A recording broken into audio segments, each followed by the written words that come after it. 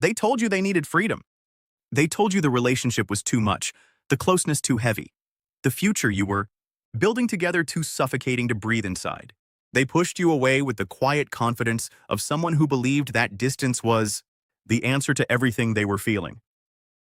And now, from behind whatever wall they retreated to, they are watching you do the one thing their entire psychology never prepared them for. You are not just surviving without them.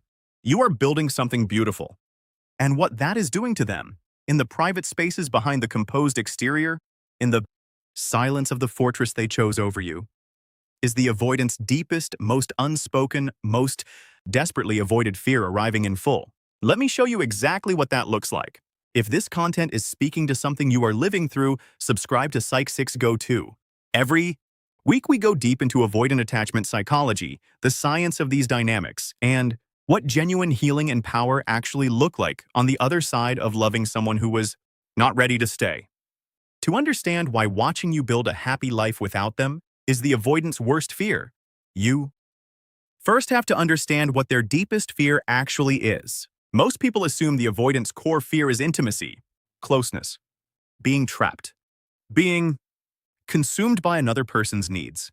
Those are the surface fears, the ones they can name, the ones they have built their entire behavioral architecture around managing.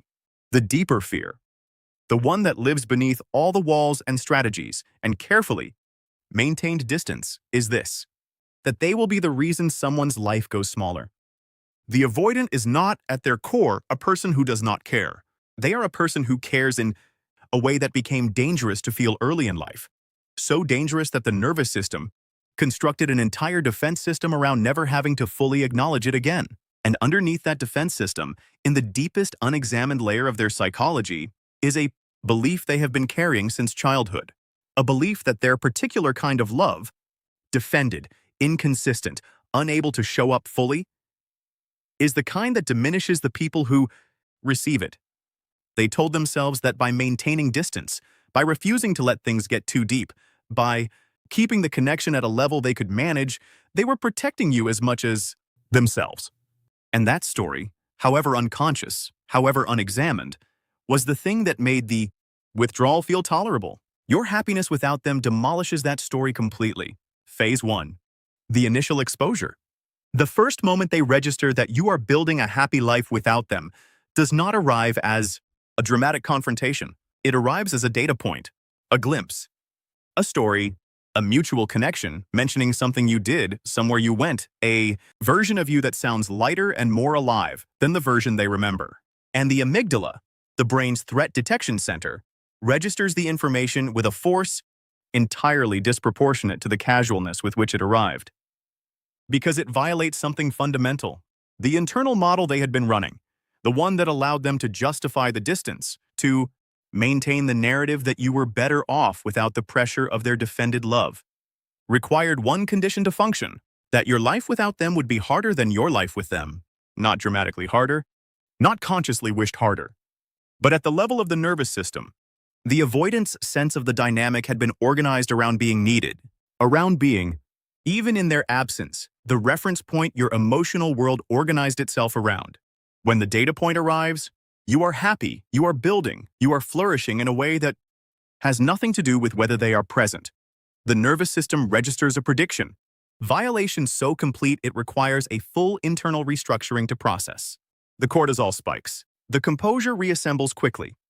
But in the moment before the walls go, back up, something real surfaces.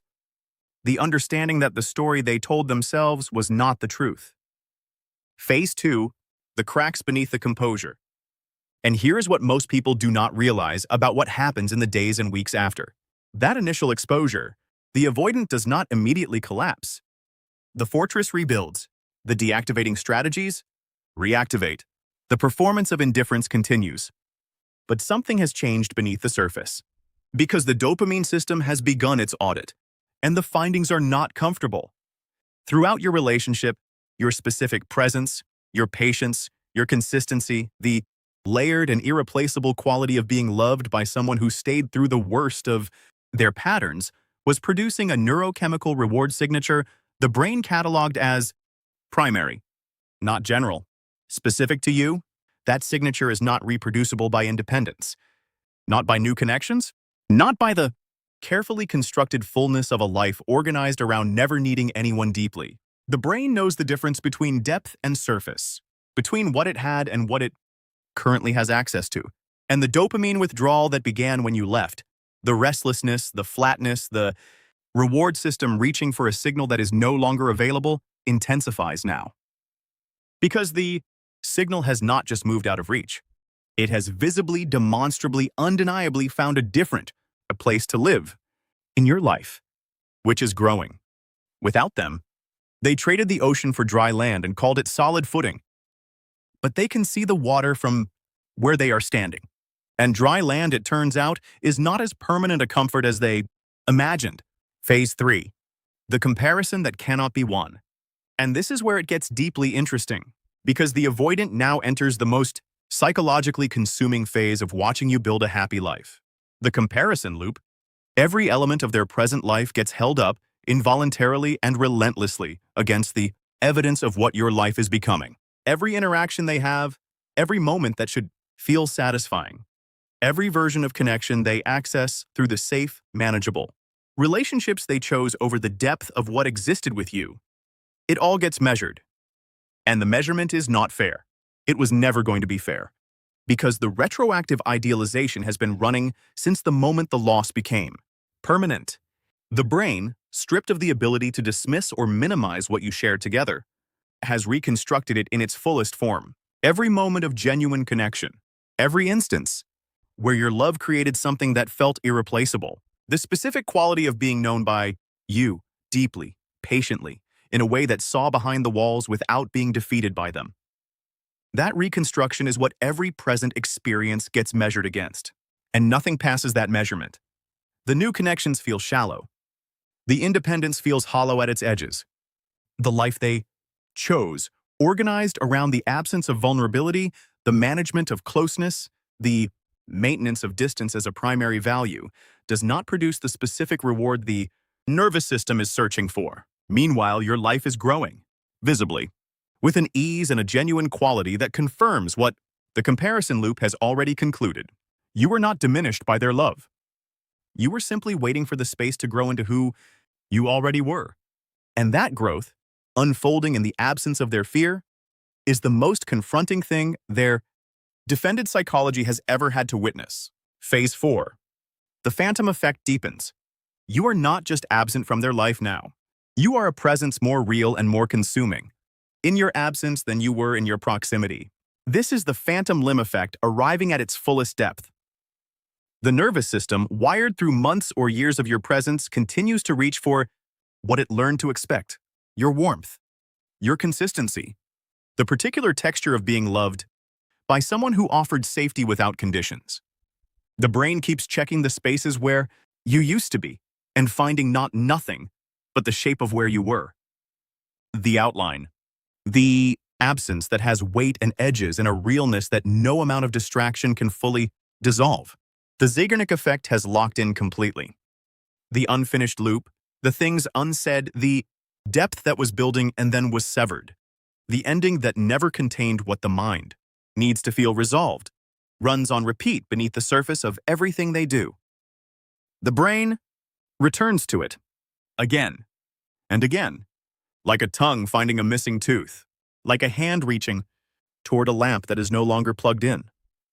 They are haunted, not by the version of you that was difficult or painful, by the reconstructed version, the luminous, patient, irreplaceable version the brain builds when it finally admits what something was worth. You are the ghost in every quiet room they inhabit, and the ghost is building a beautiful life. Phase 5. The worst part of the fear arrives. Here is the fear they could name if they were ever willing to sit with it long enough. Not that you are happy, not that you moved on, not even that you are building something beautiful. The fear that your happiness without them is proof of a truth they have been running from their entire adult life. That the problem was never the relationship. It was never your love, which was too present or too deep or too demanding of something real. It was never the intimacy, which was too consuming or too vulnerable or too close to the parts of themselves they had spent years successfully avoiding. The problem was the fortress. The walls they built for survival became the architecture they tried to live inside permanently. And permanent survival mode, defended, managed, controlled, cannot produce the kind of life that grows in the direction of genuine happiness. Your life growing without them is not just evidence of your resilience. It is evidence, unignorable, visible, structurally undeniable, that real, expansive, genuinely happy life is possible. Just not inside the walls they asked you to share. They did not protect you by maintaining distance. They diminished their own capacity for the very thing they were protecting against, and watching you build the life that distance prevented. Watching the proof of what was possible arrive without them in it is the specific, privately devastating fear that no wall was ever high enough to keep out. You are not here to build your life as evidence for someone who never learned to receive what you offered. You are here to build it for yourself. Because it is yours. Because you are capable of it. Because you always were. And the relationship that could not hold you was simply one that did not belong in the architecture of what you are becoming. The happy life you are building is not a message to them. It is the natural result of someone finally having enough room to grow. But if they are watching, and somewhere in the quiet behind the fortress walls they are, let them watch, not as revenge, not as performance, as the simple, undeniable truth of what becomes possible when you stop organizing your life around someone else's fear. You were never here to be loved carefully from a distance. You were here to be loved completely. And you will be. If this reached something real inside you, share it with someone who needs to hear it today. Healing begins when you choose your own growth over someone else's comfort with your smallness. The life you are building without them is not what they expected. It is better. And somewhere in the quiet, they already know it. Before you go, leave a comment below. What is one thing you have built, started, or reclaimed since you stopped waiting for them to show up? A habit, a dream, a version of yourself. Write it below. Someone watching this right now needs to see what becomes possible. On the other side, show them.